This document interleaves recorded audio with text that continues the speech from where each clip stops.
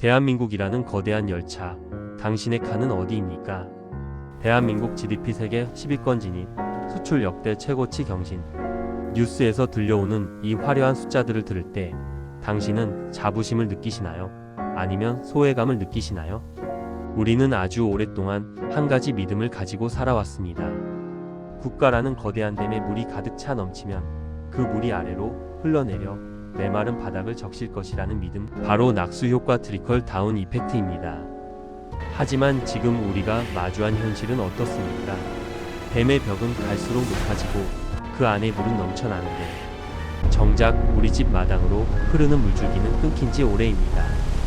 이것이 바로 오늘날 한국 경제가 직면한 가장 아픈 진실, 성장의 역설입니다. 과거 70년, 80년대 고도 성장기에는 기업이 돈을 벌면 공장을 짓고 사람을 더 뽑았습니다. 아버지는 월급을 받아 자식들을 대학에 보냈고 자식들은 다시 더 나은 일자리를 얻었습니다.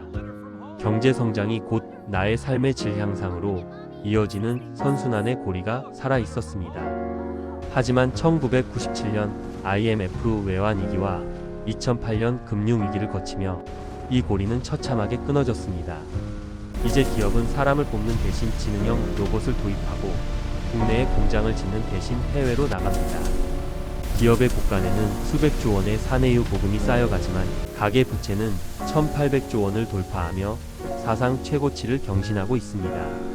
국가는 부유해지는데 국민은 가난해지는 기이한 현상. 성장의 과실은 소수의 상위 계층과 자본가들에게 집중되고 대다수 서민들은 실질 임금 하락이라는 냉혹한 현실 앞에 내던져졌습니다. 더욱 잔인한 것은 이 격차가 단순한 돈의 차이를 넘어 시간과 기회의 차이로 번지고 있다는 점입니다. 누군가는 자산이 스스로 돈을 벌어다 주는 자본의 시간을 살며 여유를 누릴 때 대다수의 사람들은 오늘 하루의 노동력을 팔아 내일의 생존을 구걸해야 하는 노동의 시간에 갇혀 있습니다. 아무리 열심히 일해도 제자리 걸음인 것 같은 절망감, 이것은 개인의 게으름 탓이 아닙니다.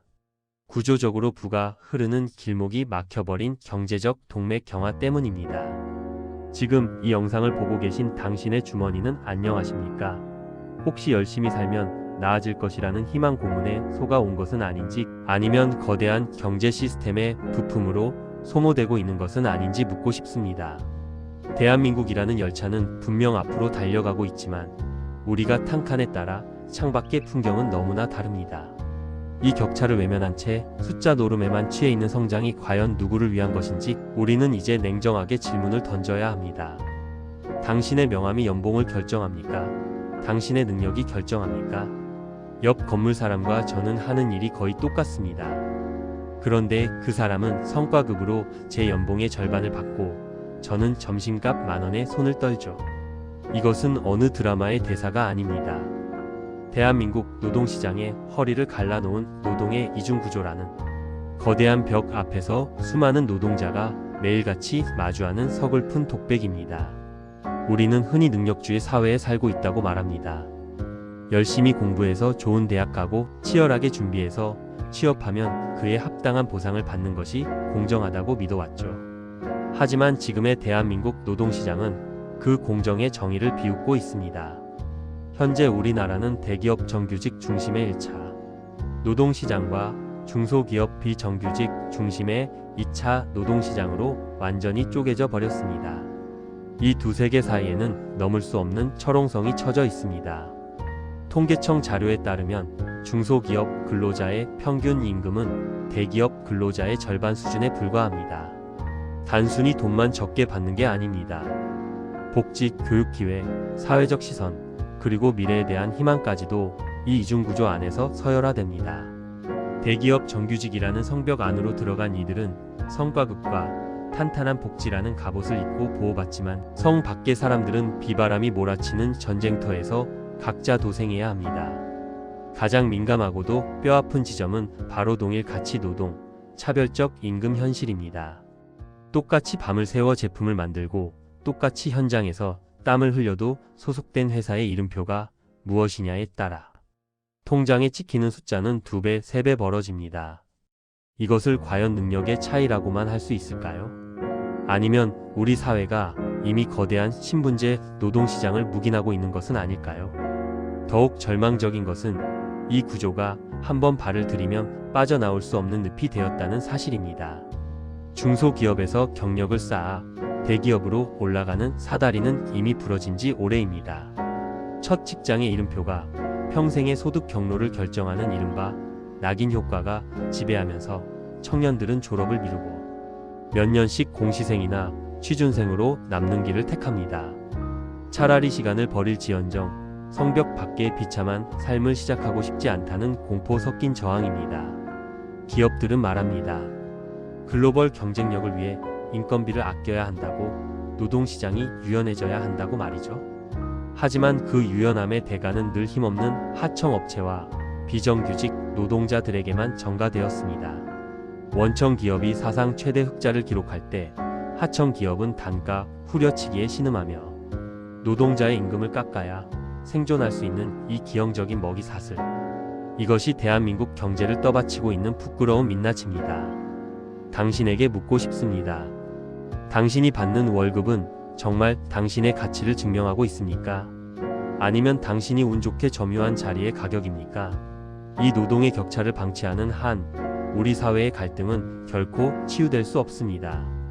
같은 하늘 아래 살면서도 다른 경제적 공기를 마셔야 하는 이 분단된 노동시장은 결국 대한민국이라는 공동체의 근간을 뿌리째 흔들고 있습니다. 이번 달도 고생했어. 스스로를 다독이며 확인한 월급 명세서. 하지만 그 뿌듯함은 채 5분을 가지 못합니다. 스마트폰 앱을 켜서 확인한 옆 동네 아파트 가격은 지난 한 달 사이 내 연봉만큼 올라있기 때문입니다. 이때 밀려오는 감정은 박탈감을 넘어선 공포입니다. 내가 아무리 숨가쁘게 뛰어도 가만히 앉아있는 집값의 속도를 절대 잡을 수 없다는 잔인한 깨달음. 이것이 바로 노동의 가치를 쓰레기통으로 던져버린 대한민국 자산 격차의 민낯입니다. 프랑스의 경제학자 토마 피케티는 말했습니다. 자본 수익률이 경제 성장률보다 언제나 빠르다. 즉, 돈이 돈을 버는 속도가 사람이 땀 흘려 버는 속도를 앞지른다는 뜻입니다. 대한민국은 이 이론이 가장 비극적으로 증명된 실험실입니다. 누군가는 부모에게 물려받은 강남의 아파트 한 채로 가만히 앉아 수억 원의 시세 차익을 누릴 때, 누군가는 지옥철에 몸을 싣고 왕복 3시간을 길바닥에 뿌리며 내 집 마련이라는 허울 좋은 신기루를 쫓습니다. 이제 우리 사회에서 부는 얼마나 버느냐의 문제가 아니라 무엇을 가졌느냐의 문제가 되었습니다. 월급 500만 원을 받는 대기업 대리가 전세를 전전할 때 월급 200만 원을 받는 건물주 자녀가 외제차를 끄는 풍경은 더 이상 낯설지 않습니다. 노동이 자본을 이길 수 없다는 이 차가운 공식은 성실하게 살아온 수많은 개미들에게 너의 노력은 가치 없다고 조롱합니다. 벼락거지라는 신조어는 단순히 유행어가 아니라 성실함이 배신당한 시대의 비명이자 낙인입니다. 더욱 무서운 것은 이 자산 격차가 기회의 불평등으로 고착화된다는 점입니다. 자산이 있는 부모는 그 자산을 담보로 자녀에게 더 좋은 교육과 창업의 기회, 심지어는 결혼 자금까지 제공합니다. 반면 자산이 없는 부모의 자녀는 사회생활의 시작과 동시에 학자금 대출과 높은 월세라는 무거운 모래주머니를 차고 달려야 합니다. 출발선이 다른 경주에서 노력을 말하는 것이 과연 얼마나 공허한 일입니까? 이 격차는 사람들의 영혼을 잠식합니다. 성실히 일하면 잘 살 수 있다는 희망이 사라진 자리에 영끌과 한탕주의가 독버섯처럼 피어납니다. 주식, 코인, 부동산 도박의 젊은이들이 사활을 거는 이유는 그들이 탐욕스러워서가 아닙니다. 정상적인 노동으로는 도저히 이 신분제의 사다리를 올라갈 수 없다는 것을 본능적으로 직감했기 때문입니다. 자산 격차는 단순히 통장 잔고의 차이가 아니라 한 사람의 꿈과 미래를 가두는 창살 없는 감옥이 되어버렸습니다. 당신이 오늘 느낀 그 무력감은 당신의 잘못이 아닙니다. 자산이 소득을 압도하고 투기가 투자를 비웃는 비정상적인 구조가 만든 사회적 질병입니다. 집 한 칸이 계급이 되고 땅 한 평이 권력이 되는 나라. 이 미친 질주를 멈추지 않는다면 대한민국이라는 공동체는 안에서부터 서서히 무너져 내릴 것입니다. 공부만이 살 길이다. 우리 부모님 세대가 입버릇처럼 하던 이 말은 한때 대한민국을 지탱하던 가장 강력한 희망의 주문이었습니다. 가난한 집안에서 태어나도 코가 비뚤어지게 공부만 하면 판검사가 되고 의사가 되어 가문을 일으키던 시절, 교육은 계층 이동을 가능하게 했던 유일하고도 공평한 사다리였습니다. 하지만 지금 그 사다리는 어떻게 되었습니까? 안타깝게도 사다리는 이제 부유층만이 오를 수 있는 에스컬레이터로 교체되었습니다. 이제 교육은 격차를 해소하는 수단이 아니라 격차를 공고히 하고 정당화하는 도구가 되었습니다. 통계는 거짓말을 하지 않습니다.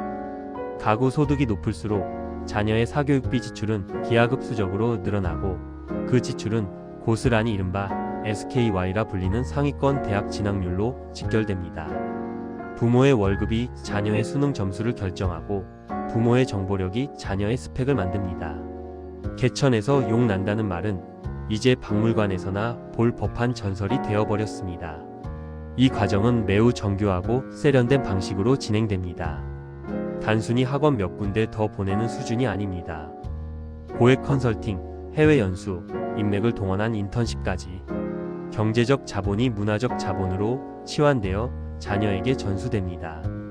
더 무서운 것은 이렇게 만들어진 격차가 개인의 능력이라는 그럴듯한 포장지로 덮인다는 점입니다. 좋은 환경에서 자라 최고의 교육을 받은 아이가 좋은 성적을 내는 것은 당연한 결과임에도 우리 사회는 이를 오로지 그 아이의 노력과 재능 덕분이라고 치부합니다. 이것이 바로 능력주의의 함정입니다. 출발선이 수 킬로미터 뒤처진 아이에게 너도 노력하면 저 앞에 아이를 잡을 수 있어 라고 말하는 것이 과연 공정입니까? 격차를 물려받은 아이들은 시작도 하기 전에 무력감을 배웁니다. 아무리 밤을 새워 공부해도 방학마다 해외에서 어학 연수를 하고 강남의 족집게 과외를 받는 친구를 이길 수 없다는 것을 깨닫는 순간 아이들의 눈에서 희망은 사라집니다. 교육이 계층 이동의 통로가 아니라 계층을 고착화하는 신분 세습의 통로가 된 것입니다. 이제 부의 대물림은 단순히 현금을 물려주는 수준을 넘어섰습니다. 학벌이라는 가장 강력한 사회적 면허증을 물려줌으로써 고소득 직종과 권력을 대대손손 독점하는 구조를 완성했습니다. 부모의 소득 격차가 자녀의 교육 격차로, 교육 격차가 다시 자녀의 소득 격차로 이어지는 이 거대한 굴레는 대한민국 경제의 역동성을 죽이고 있습니다. 도전과 혁신이 사라진 자리에 부모 찬스와 세습만이 남았습니다. 당신은 당신의 자녀에게 어떤 미래를 약속할 수 있습니까? 성실히 공부하면 성공할 수 있다는 그 당연했던 말이 이제는 부모의 능력 없이는 실현 불가능한 거짓말이 되어버린 현실. 교육마저 돈의 논리에 장악당한 지금 우리 아이들은 교실에서 꿈이 아닌 체념을 먼저 배우고 있습니다. 이 사다리를 다시 복구하지 못한다면 대한민국의 미래는 소수 엘리트들만의 폐쇄적인 리그로 전락하고 말 것입니다. 지금 대한민국은 전 세계 어디에서도 유례를 찾을 수 없는 기괴한 실험을 하고 있습니다. 합계 출산율 0.7명이라는 숫자. 이것은 단순히 아이가 적게 태어난다는 통계가 아닙니다. 대한민국이라는 국가, 공동체가 스스로 소멸을 향해 걸어 들어가고 있다는 인류 역사상 가장 조용한 집단적 거부 선언입니다. 왜 우리 청년들은 인생의 가장 빛나는 순간에 축복이어야 할 결혼과 출산을 재앙이자 사치로 여기게 되었을까요? 그의 답은 우리가 앞서 살펴본 1장부터 4장까지의 모든 모순이 응축된 결과에 있습니다. 소득은 제자리 걸음인데 집값은 천장을 뚫고 올라갔고 내 몸 하나 건사하기 힘든 노동시장에서 아이를 키우는 것은 곧 경제적 자살과 다름없다는 공포가 청년 세대를 지배하고 있습니다. 이제 출산은 선택의 문제가 아니라 생존의 문제가 되었습니다. 격차가 벌어질 대로 벌어진 사회에서 하위 칸에 탑승한 이들에게 다음 세대를 생산하라는 요구는 고통을 대물림하라는 잔인한 권유와 같습니다. 많은 정치인과 전문가들은 수백조 원의 예산을 쏟아 부으며 출산 장려를 외칩니다. 하지만 청년들의 반응은 냉담합니다. 왜일까요? 그들이 원하는 것은 몇십만 원의 육아 수당이 아니라 미래를 예측할 수 있는 안정성이기 때문입니다. 비정규직이라는 불안한 신분, 부모의 도움 없이는 평생을 벌어도 살 수 없는 내 집, 그리고 아이가 태어나는 순간 시작될 잔혹한 사교육비 전쟁. 이 모든 격차의 벽을 목격한 청년들에게 그래도 아이는 낳아야지라는 말은 무책임한 폭력입니다. 더욱 민감한 지점은 이 인구 절벽이 다시 경제적 격차를 심화시킨다는 점입니다. 인구가 줄어들면 내수 시장이 쪼그라들고 이는 곧 일자리 감소와 저성장으로 이어집니다. 줄어든 파이를 두고 벌이는 경쟁은 더욱 처절해질 것이며 그 피해는 고스란히 자산도 백도 없는 서민층에게 돌아갑니다. 부유층은 인구 절벽 속에서도 자신들만의 성벽을 더욱 높이 쌓겠지만 평범한 이들은 무너져가는 연금 제도와 복지 시스템의 직격탄을 맞게 될 것입니다. 인구 절벽은 우리 사회가 청년들에게 보내온 격차라는 독약에 대한 신체의 거부 반응입니다. 이런 세상이라면 차라리 나에서 끝내겠다는 청년들의 절규는 공정한 기회와 안정된 삶을 보장하지 못하는 국가를 향한 가장 강력한 유죄 판결입니다. 우리는 지금 아이들의 웃음소리를 팔아 단기적인 경제 성장을 샀던 대가를 치르고 있는지도 모릅니다. 지금 이 순간에도 많은 청년이 연애를 포기하고 결혼을 지우고 아이라는 꿈을 마음속에서 도려내고 있습니다. 이것은 개인의 가치관 변화가 아닙니다. 격차가 상식이 되고 불평등이 구조가 된 사회에서 살아남기 위한 가장 슬픈 진화적 선택입니다. 대한민국이라는 거대한 엔진이 멈추기 일보 직전인 지금 우리는 격차 해소가 단순히 정의의 문제가 아니라 국가 존립의 마지막 골든타임임을 직시해야 합니다. 요즘 손님이 너무 없어요.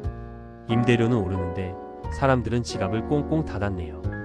우리 집 앞 단골 식당 사장님의 이 짧은 한탄은 대한민국 경제가 앓고 있는 치명적인 질환, 내수 침체의 실상을 그대로 보여줍니다. 경제는 살아있는 생명체와 같아서 피가 온몸을 돌아야 건강을 유지할 수 있습니다.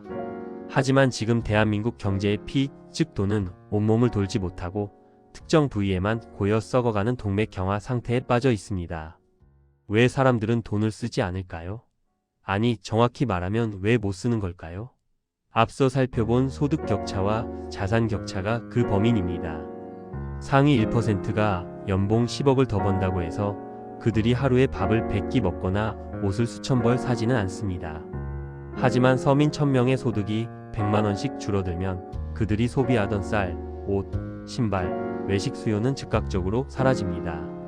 부의 집중은 전체적인 소비 성향을 낮추고 시장의 활력을 앗아갑니다. 이것이 바로 내수 침체의 역설입니다. 일부 대기업은 사상 최대 실적을 발표하며 성과급 파티를 벌이지만 우리가 발을 딛고 사는 골목 상권은 차갑게 식어갑니다.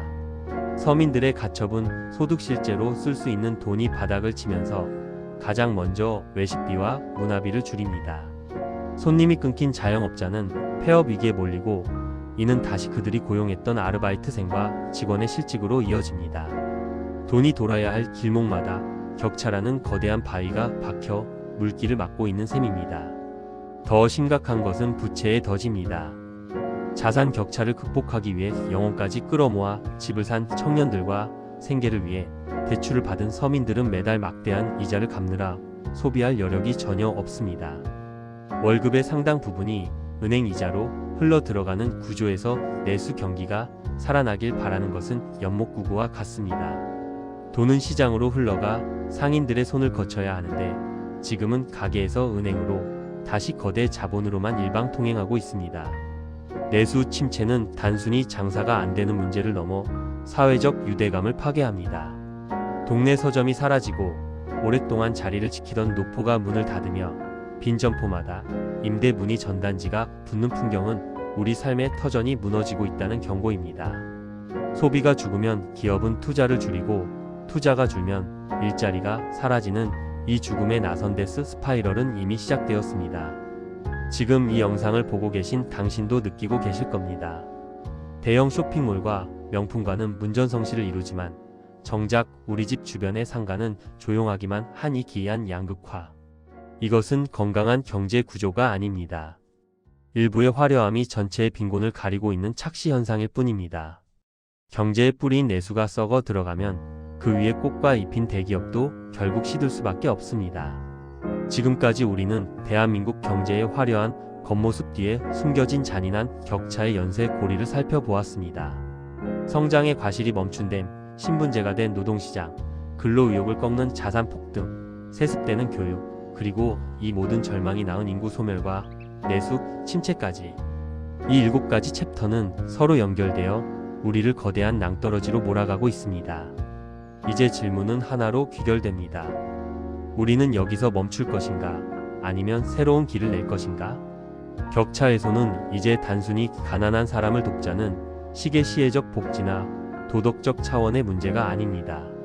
이것은 대한민국이라는 국가가 생존하기 위한 최후의 경제 전략입니다. 피가 돌아야 생명이 유지되듯 돈과 기회가 다시 사회 구석구석으로 흘러야 경제라는 심장이 다시 뛸 수 있기 때문입니다.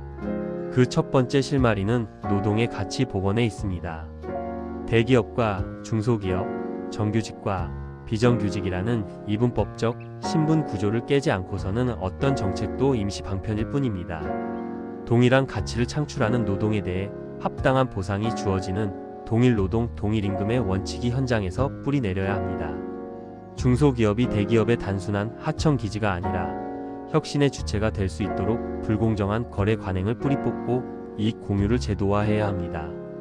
그래야 청년들이 다시 노동의 현장으로 뛰어들 용기를 얻습니다. 두 번째는 자산의 선순환입니다. 부동산이 투기의 수단이 아닌 주거의 권리로 돌아가야 합니다. 불로소득에 대해서는 엄격한 과세를, 성실한 근로소득에 대해서는 과감한 세제 혜택을 주는 시스템이 정착되어야 합니다. 자본이 자본을 낳는 속도를 사회가 조절하지 못한다면 그 사회의 성실함은 조롱거리가 될 뿐입니다. 주거가 안정될 때 비로소 청년들은 미래를 설계하고 멈췄던 출산의 시계태엽도 다시 돌아가기 시작할 것입니다. 세 번째는 교육 사다리의 복구입니다. 부모의 경제력이 자녀의 학벌을 결정하는 시스템은 국가의 잠재력을 스스로 갉아먹는 행위입니다. 공교육의 질을 획기적으로 높이고 대학 이름표가 아닌 실력으로 평가받는 블라인드 채용과 직무 중심 사회로의 대전환이 필요합니다. 개천에서 용이 나는 사회가 아니라 어느 개천에서 태어나도 저마다의 바다로 나갈 수 있는 사회를 만들어야 합니다. 가장 중요한 것은 우리 모두의 인식의 변화입니다. 나만 아니면 돼, 혹은 나만 잘 살면 돼라는 각자 도생의 심리는 결국 공동체의 몰락과 함께 나의 몰락으로 돌아옵니다. 격차는 사회적 비용을 발생시킵니다. 갈등을 해결하기 위해 치르는 비용, 범죄와 자살로 소모되는 비용, 저출생으로 인해 무너지는 시스템을 지탱하는 비용은 결국 우리 모두가 나누어 져야 할 세금이자 빚입니다. 대한민국 경제는 지금 중대한 변곡점에 서 있습니다. 과거의 성장 공식은 유통기한이 끝났습니다. 이제는 얼마나 빨리 가느냐가 아니라 어떻게 함께 가느냐를 고민해야 할 때입니다. 격차의 벽을 허물고 기회의 사다리를 다시 놓는 일, 그것이 지금 이 영상을 보는 당신과 우리 모두가 함께 시작해야 할 경제혁명입니다. 공정은 구호가 아니라 밥그릇에서 나옵니다. 당신의 밥그릇이 안전하고 옆 사람의 밥그릇이 비어있지 않을 때 대한민국이라는 거대한 열차는 비로소 모두를 태우고 다시 힘차게 달릴 수 있을 것입니다.